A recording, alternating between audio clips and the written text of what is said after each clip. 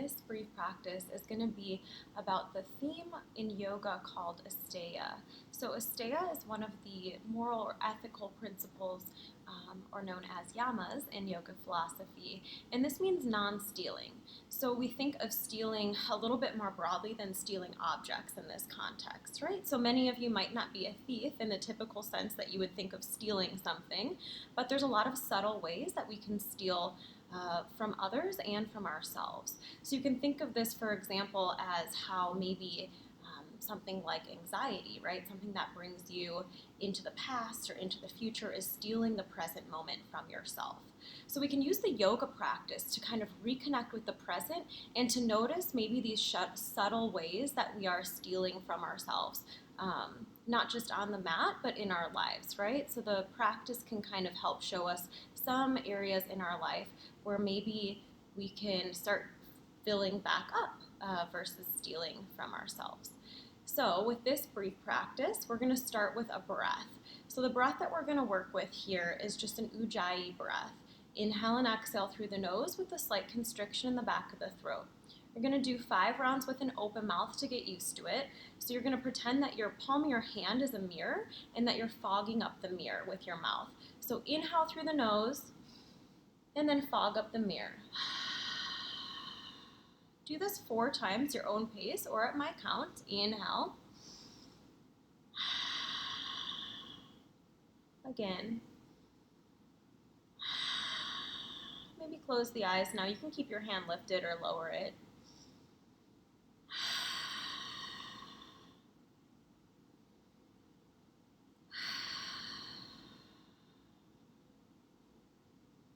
Now bring the lips to touch. Take 5 more of those conscious cycles of breath with the mouth closed. So inhale, exhale through the nose with that same constriction in the back of the throat, kind of like you're making the sound of the ocean in the throat. Inhale.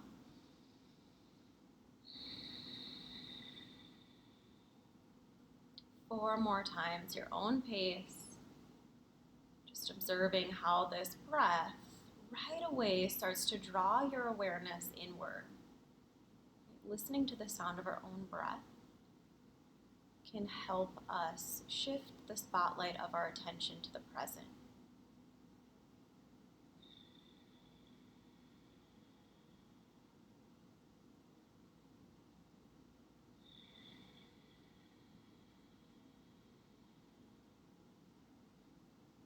Sticking with this breath, bring the palms of the hands together. Let the thumb knuckles rest at the heart.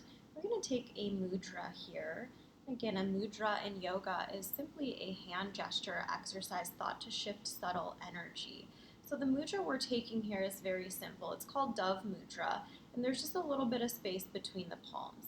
Fingers touch. Instead of having the palms flat together like this, you're going to let there be a little bit of space, a little roundness. And this mudra, Dove Mudra, is symbolic of kindness towards self, right? Holding a little space here. You can close the eyes here. You can drop back into the sound of your own breath.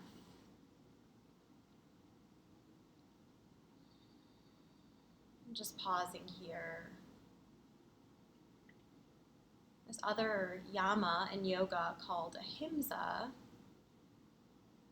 meaning nonviolence, is directly linked to the yama that we're talking about of non-stealing, or Asteya. In yoga, it's been said that violence is a state of mind. And so we're using a gesture here to simply give ourselves permission to soften. Giving yourself permission to be present, to be awake and alert for the joy in your life, instead of stealing from yourself. And that anxiety is a big stealer of the present. And it's okay, all of that can still be there. You can observe your thoughts related to anxiety. And at the same time, can you switch the spotlight of your attention, or at least turn on your radar to detect more joy in your life? Pause here, maybe set an intention for the next few minutes. Your next exhale, bowing your head to your heart, release the hands, blink the eyes open. Go ahead and make your way to your mat. Once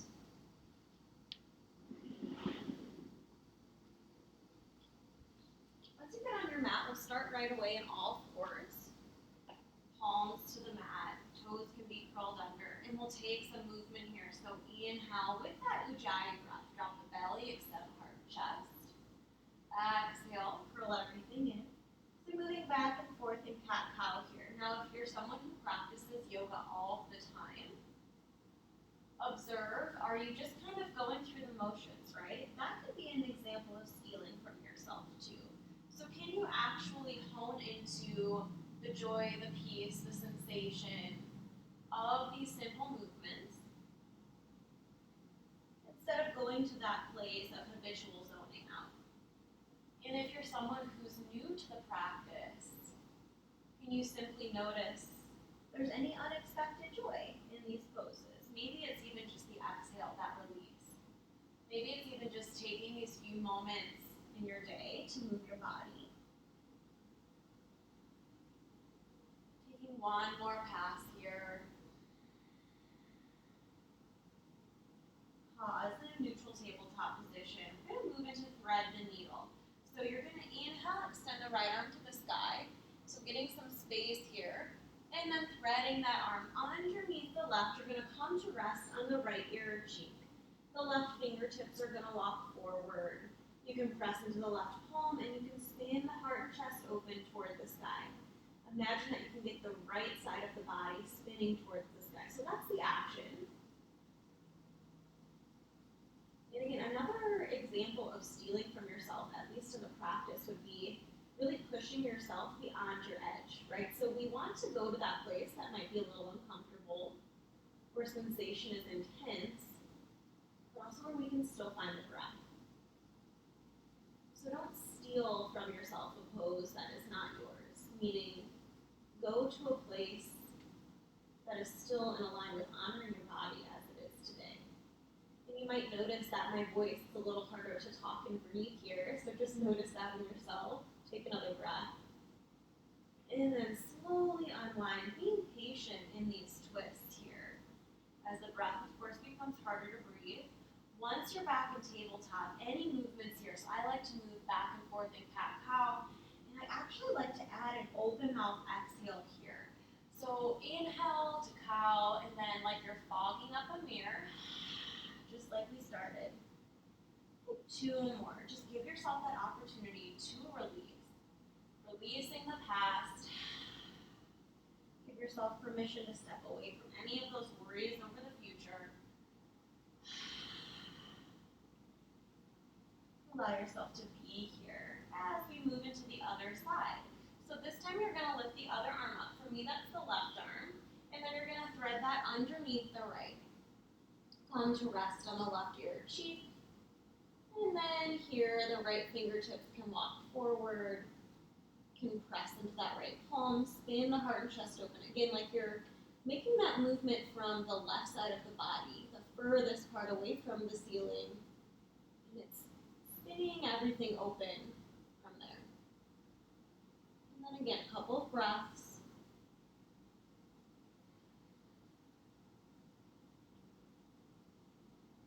And being kind to yourself too. So what does that mean in the practice? It means balancing effort and ease. So practicing in moderation. Using only the energy you need to sustain the pose, but not stealing more. Right? Being kind to yourself. And really enjoying the release, so pressing into the right palm, slowly unwind. And maybe right there is some joy as you then take a few more passes and dump the breath on the exhale. 2 more.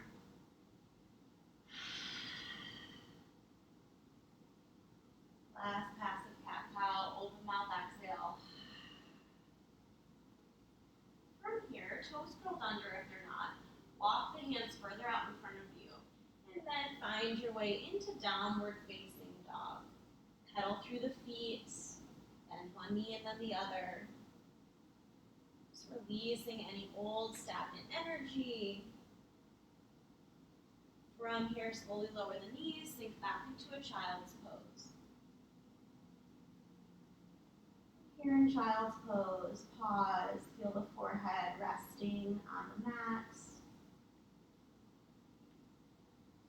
Feel the hips sinking toward the heels.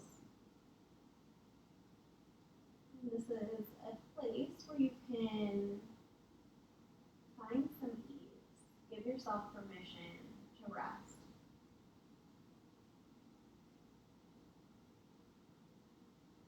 Often these moments of stillness that we steal the most from ourselves. If we bring the body into stillness, usually the mind starts giving us more to do, to focus on. And just observing that and bringing the awareness back to the breath. Go ahead and press yourself back up. Find downward facing dog once again.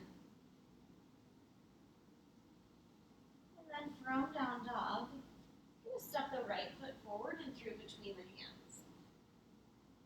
Once that right foot is stepped forward and through, you're just going to walk that foot a little further to the edge of the mat and then take some movements here. So any movements that feel good, might even just kind of straighten, bend back into that knee.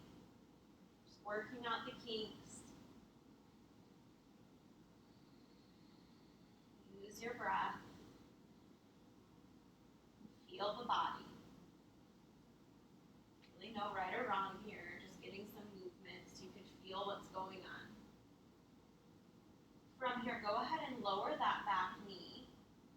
Go ahead and walk the hands up towards the hips. Pause here. Maybe extend the arms up overhead. Take a breath in. Exhale, release. From here, go ahead and walk both hands to the inside of that right foot. And pause here and pass that lizard lunge. We're here for about 5 breaths. Inhale, exhale. Slight constriction in the back of the throat.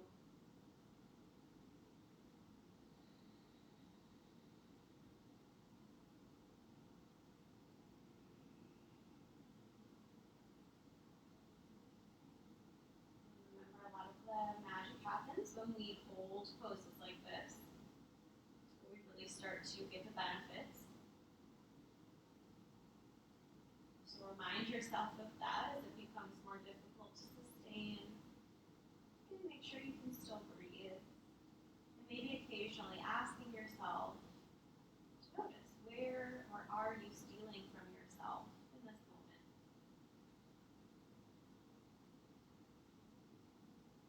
And it's just that constant switching the spotlight of your awareness. From here, go ahead and walk that foot back in between the hands. And then begin to straighten that front leg, half splits. Right hip moving back in space, right toes curled toward the face. Gaze can be toward the knee. We're here for 3 breaths.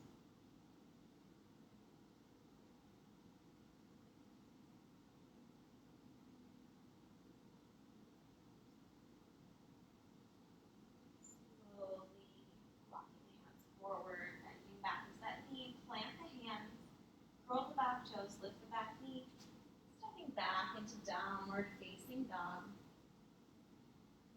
Pause here. And then from down dog, step the left foot forward and through. Walk that left foot a little further out to the edge, just so you have that wider space to take some movement here.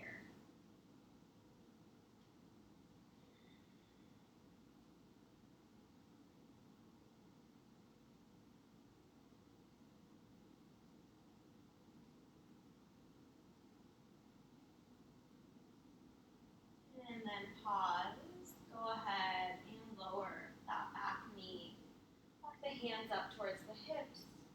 Maybe extending the arms up overhead.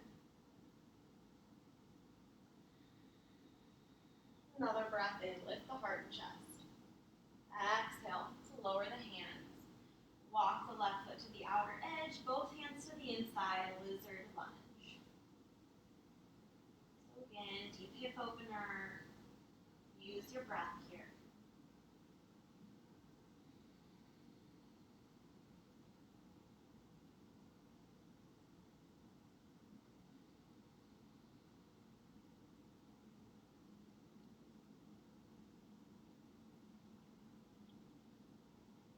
As the thoughts try to bring you out of the present, stories, conversations, worries about the future,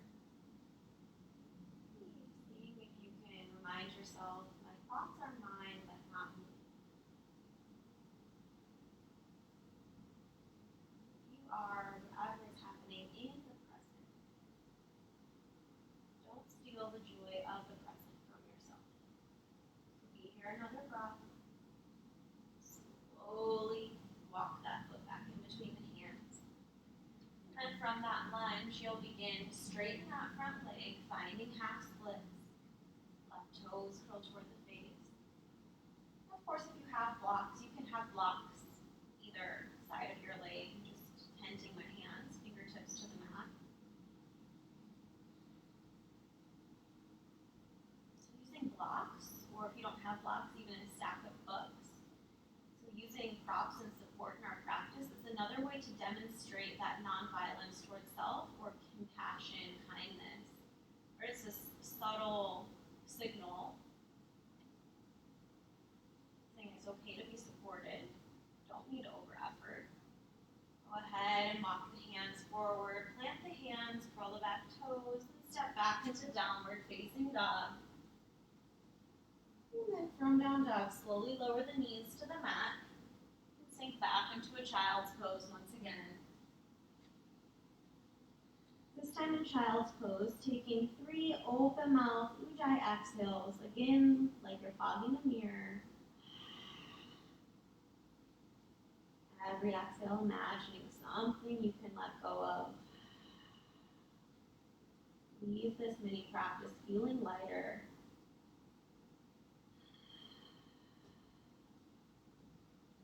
Slowly walk your hands back to the body. Go ahead and take a comfortable seat. And that can be on the shins, cross-legged, or if you want to sit up on a block, you can do that. You can also sit on a chair if that's better. We're just going to take that first mudra once again, so that dove mudra, hand position. Pause here. Feel the parts of the body touching, the ground beneath you. Feel the crown of the head lift. Take one long breath in and out. Eyes soften or close. We'll pause here. Mentally repeating to yourself this mantra, or tool for the mind, which is directly linked to this theme of non-stealing. So this mantra means I attract abundance from my true self. The desire to steal comes from the belief that there is not enough, or that we are not enough. So I like to use this mantra. In Sanskrit, it's Shrim Klim Nama, to remind myself that I am enough, I have enough, I do enough,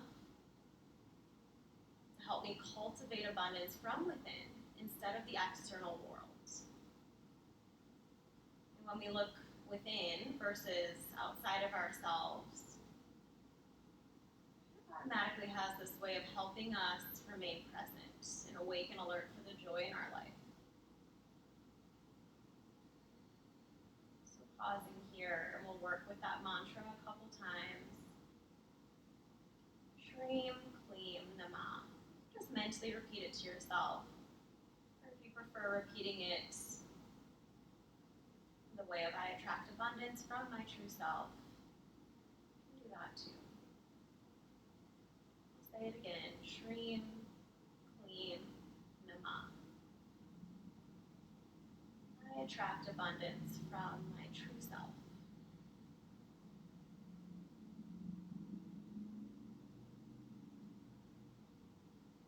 Your awareness shift to the hands and observe and feel that softness between the palms, that space that you're creating for yourself.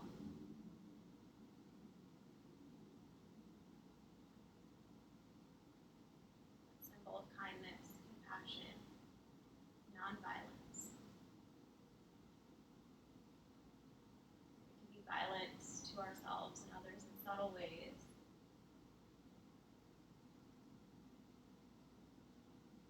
Those ways is by stealing the joy from the present moment, by not being present in our relationships, or whatever it is. So just pause for another moment, giving yourself this time to remember your true nature, which is one of abundance. Dream, claim, yama. Take a breath in. Open your mouth, exhale, bow to yourself.